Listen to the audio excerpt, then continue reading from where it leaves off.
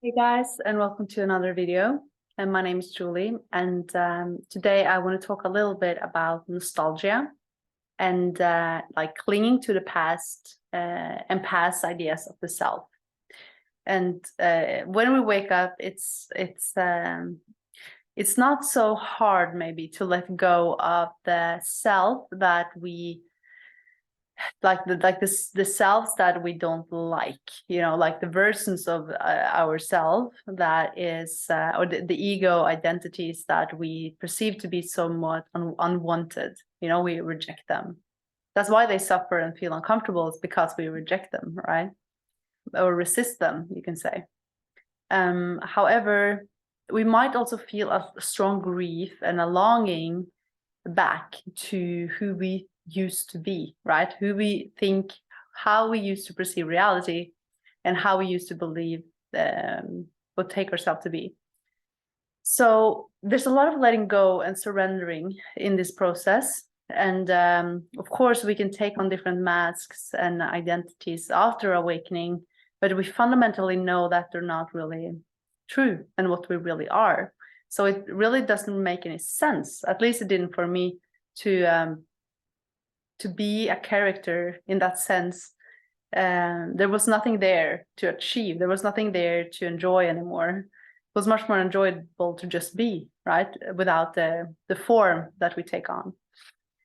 And there's a lot of grieving to let go of the versions or the identities that I used to like, and the ideas that I had of myself that felt like me for a really long time, and to let go of that, the idea and the identification with the things that we really enjoyed. It doesn't mean that we have to let go of this. It just means that when we see through their illusionary nature, it can also be a lot of resistance to letting go of these. And this is when we can sort of get, like, we can cling on to past ideas of ourselves and feel a sense of nostalgia when we think about, oh, I used to be like that.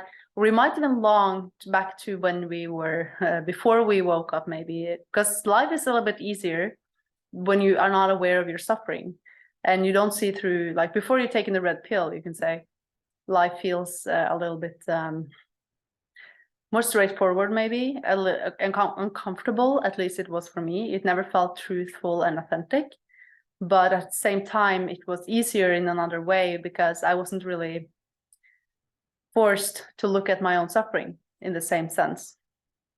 Instead I was in my coping mechanisms to try to avoid it, right?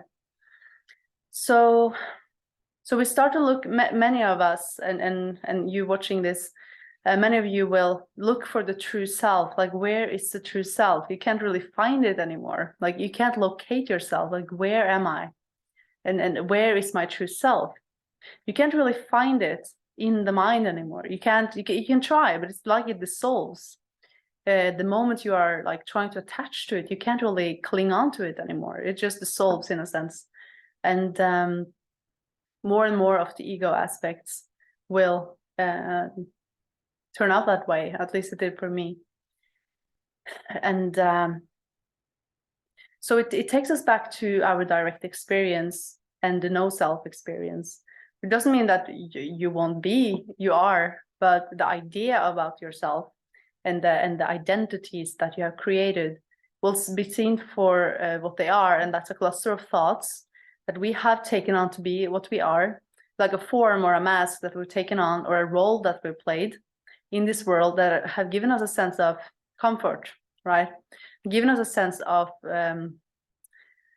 predictability, a safety in the world, and even also a sense of like motivation, like the mind and the ego, it keeps us going, trying to create a perfect self or a perfect identity or a perfect life, right?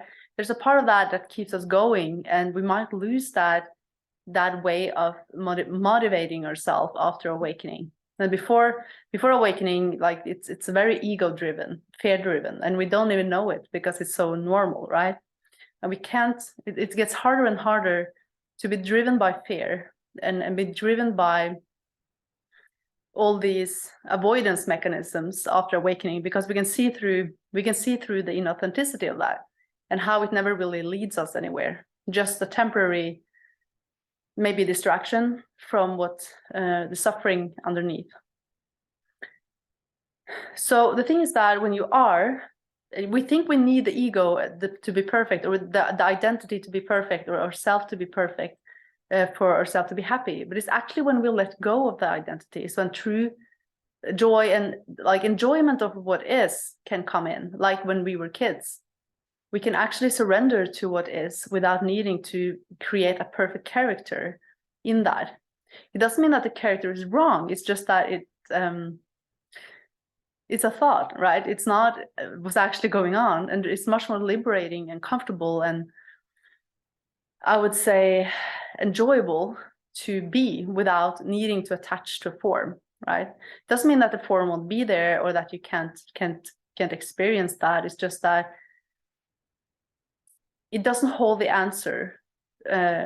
Eventually, it can't really lead us to what we really seek, which is already here.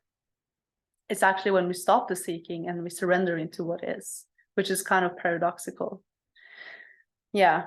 So that there's this, many of us, we have this tendency that we don't want to let go. We cling on because we don't want to let go of who we think we are, right? Or there are other aspects of the ego that we might want to let go of. Like we want to forget that part of us, right? Maybe the shameful part, or the fearful one, but we don't want to let go of the one that we liked about ourselves, right? So there's a judgment there, and there's a attachment and an avoidance, right? Which is also quite common after awakening. And yeah, you are safe to surrender and to just be. And yeah, that was what I had for today. And you can watch my free masterclass, and you can also leave me a comment below under this video to let me know if you are struggling to let go of and feel a sense of nostalgia and clinging on to this this past self that you miss or that you long for during the awakening process. And until next time, much love and namaste.